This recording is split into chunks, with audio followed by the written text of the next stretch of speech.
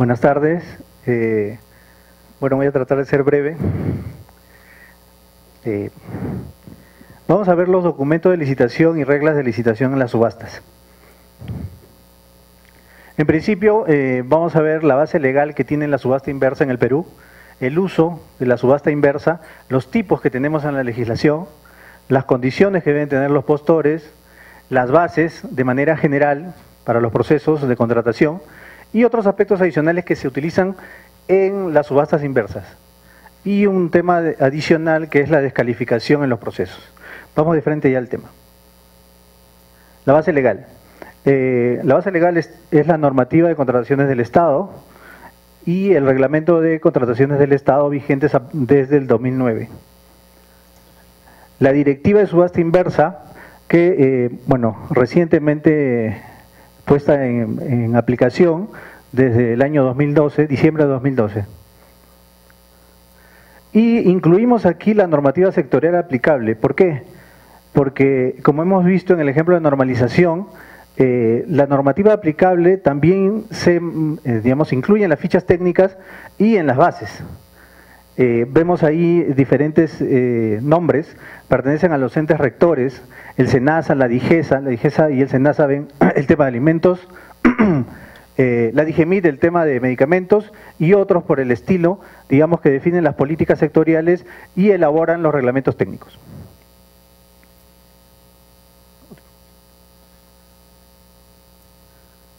El uso de la subasta inversa. El uso de la subasta inversa, de acuerdo a la norma, es obligatorio para todas las entidades del Estado. Cuando el bien o servicio común se encuentra en el listado de bienes y servicios comunes, que ya lo hemos visto, que Renato lo presentó. Y también cuando la cuantía de la selección corresponde a las licitaciones públicas, concursos públicos, que son de $142.000 para arriba, las adjudicaciones directas, selectiva y pública, y es facultativo en el caso de las menores cuantías. O sea, las entidades definen si es que van a hacer una subasta inversa en el caso que el bien esté incluido en el listado, pero la cuantía sea de $14.000, entre $14.000 y $4.000. Ahí deciden ellos si hacen o no. ¿Ya? Para todos los demás casos sí es obligatorio. Tiene excepciones también el uso de la subasta. La primera excepción es cuando el bien o servicio a contratar se encuentra incluido en el catálogo de convenio marco. Por ejemplo, los convenios de útiles, convenio de emisión de boletos, de pasajes aéreos, el convenio de bienes de ayuda humanitaria, etc. O sea, primero lo que hacen es buscar las entidades en el listado en el catálogo electrónico de convenios marco. Si no lo encuentran ahí, van al listado de bienes y servicios comunes y ahí es donde definen el uso de la subasta inversa. La segunda excepción es cuando se cuente con la autorización del OCE. Este es un trámite que realizan las entidades. Muchas veces, por diferentes temas, las entidades alegan que no pueden realizar una subasta y tienen que demostrarlo y ser, digamos, objetiva el sustento para que el OCE, que realiza la evaluación, los autorice a hacer un procedimiento clásico. La tercera excepción, cuando los procesos de subasta son declarados desiertos, la siguiente convocatoria tiene que ser de subasta inversa también.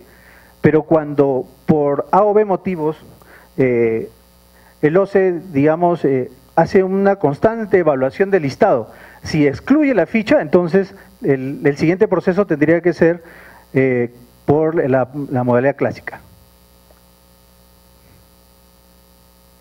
Tipo de subasta inversa. La normativa nos define dos tipos de subasta, la presencial y la electrónica. La presencial implica el acto público, con la presencia de un notario, y la subasta inversa electrónica toda se realiza mediante el sistema electrónico de contrataciones. En cada entidad elige cuál de las dos hacer. Evaluará diferentes aspectos como la conectividad, el tipo del bien, etcétera.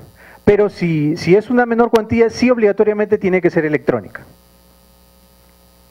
Etapa de la subasta inversa. Primero la subasta inversa presencial. Vemos 4 etapas aquí. 4 etapas.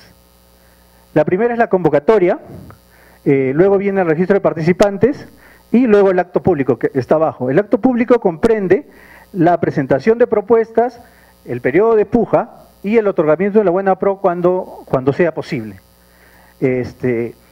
Vemos que entre la convocatoria y la presentación de propuestas, de acuerdo a los procesos de selección que acabamos de ver, las cuantías, debe haber como mínimo 8 días para las licitaciones públicas y concursos públicos, y para las adjudicaciones directas 5 días.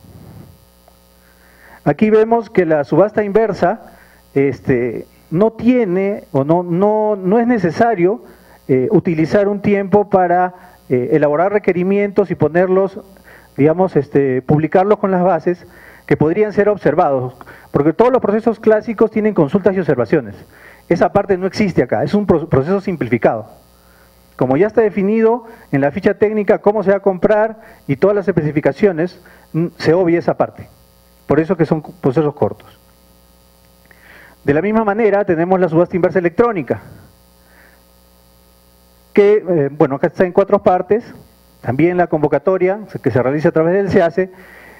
Hay una etapa que es registro de participantes y registro de propuestas. O sea, al momento de que el participante se registra como participante, también registra su propuesta económica, sobre todo la económica, porque no hay una propuesta técnica en subasta inversa.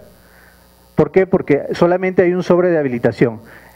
Presenta solamente las condiciones que están especificadas en el sobre de habilitación. Luego viene el periodo de apertura de propuestas y lances en línea. Eso lo hace el SEACE. O sea, verifica que tenga por lo menos 2 propuestas válidas para luego pasar a la etapa de lances electrónicos. Y luego viene el otorgamiento de la buena pro, que es después de 8 días en el caso de las licitaciones y concursos públicos, y 5 días en los otros tipos de procesos. Condiciones para el postor. Acá hay unas condiciones mínimas que deben cumplir todos los postores.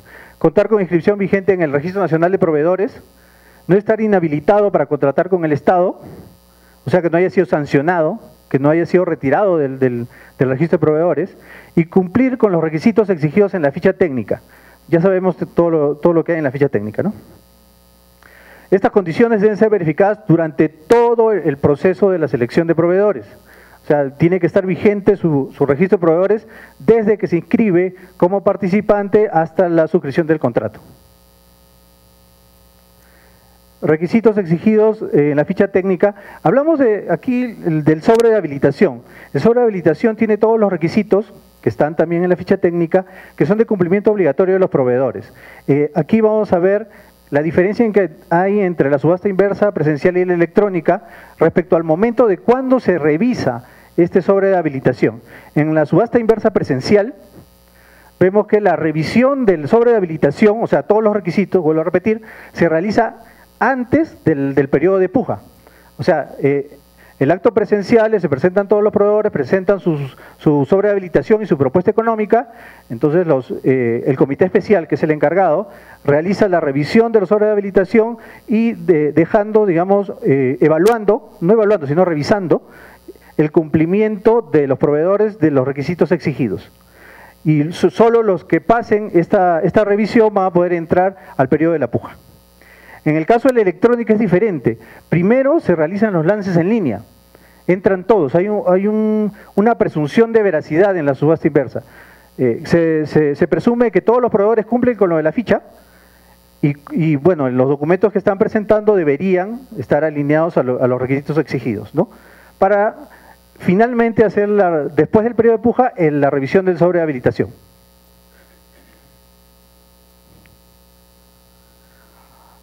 Los aspectos generales de las bases.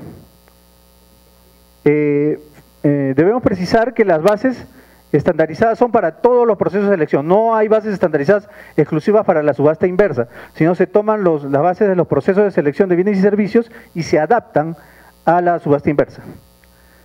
El comité especial o el órgano encargado de las contrataciones elabora las bases. La aprobación de las bases se realiza por el titular de la entidad y todas las bases se publican en el SEACE, en el Sistema Electrónico de Contrataciones. Como acabo de decir, no hay una base específica para subasta. Entonces vamos a hablar del contenido transversal que tienen todas las bases, de manera general. Luego vamos a hablar de específico. Requisitos técnicos, comerciales, características técnicas de los bienes y servicios. Ambas, las dos primeras, ya están en la ficha técnica precisadas. Ojo, este es general, pero yo estoy hablando de la subasta, ahorita lo vamos a precisar más.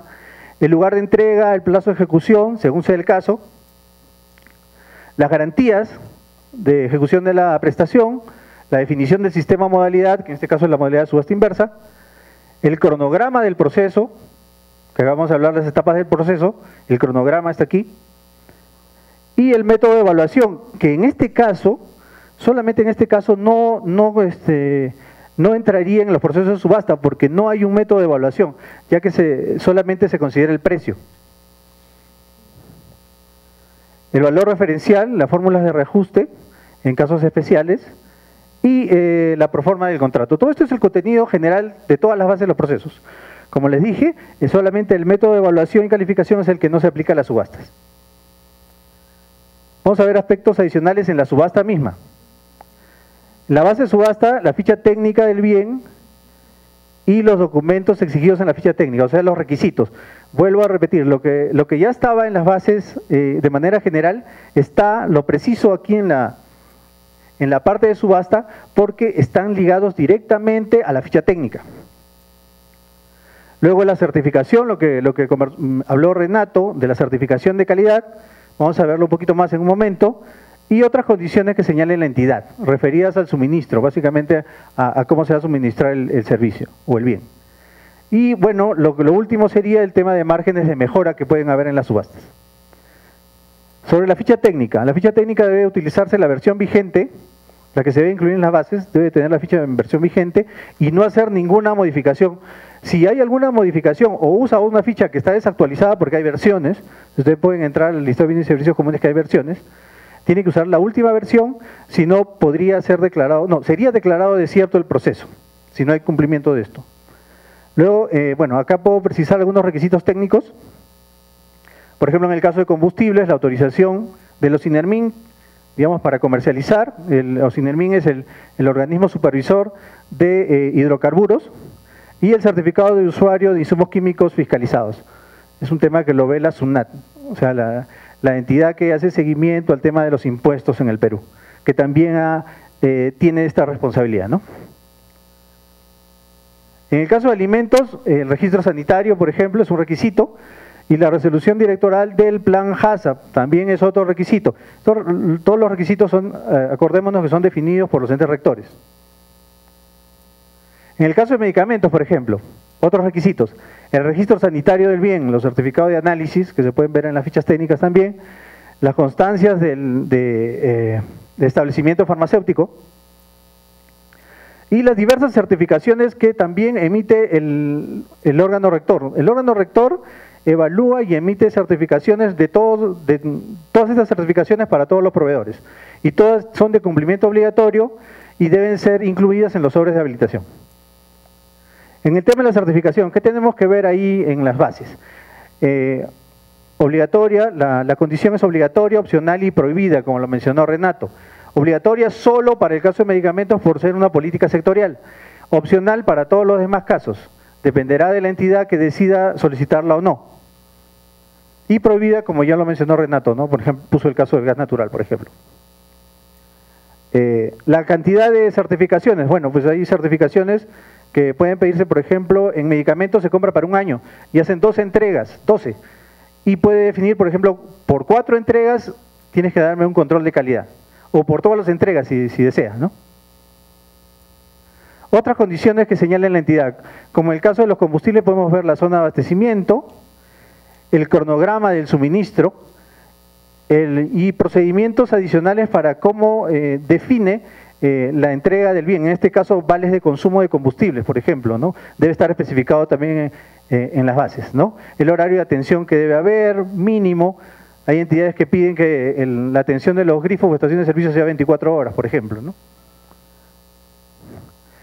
Otro ejemplo es el caso de alimentos, ¿no?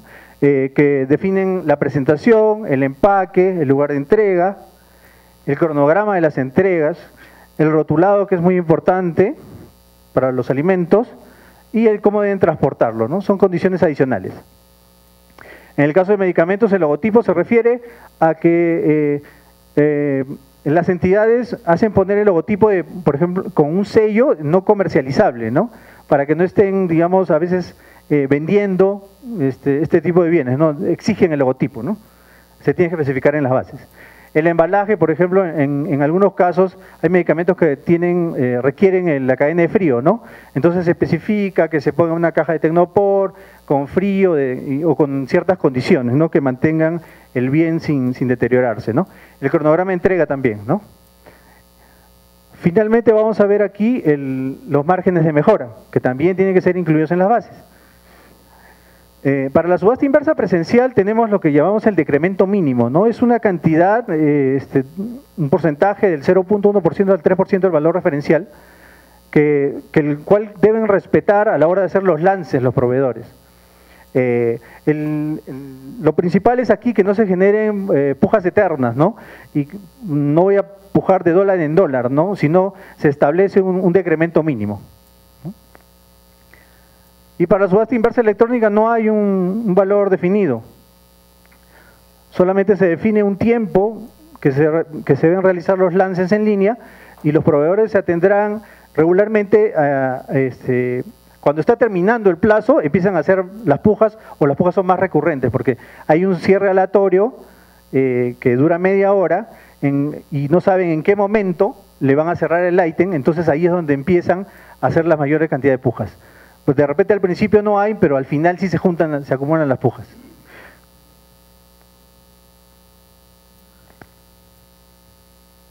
Finalmente, la descalificación también debe ser incluida en las bases. La descalificación se puede dar en un primer momento al incumplimiento de los sobres de habilitación, o sea, los requisitos, en los dos tipos de subasta. Y en un segundo momento, al encontrarse fuera del límite del valor referencial. En el caso de la subasta inversa presencial, presentan los sobres de habilitación y presentan la propuesta económica. De acuerdo a las normas, si la propuesta económica supera el valor referencial, ya queda descalificada. No puede ser más que eso. Entonces, igual o para abajo, ¿no? Y al no presentarse el detalle de precios unitarios dependiendo del bien. Se verifica y bajo sanción, digamos, de descalificación.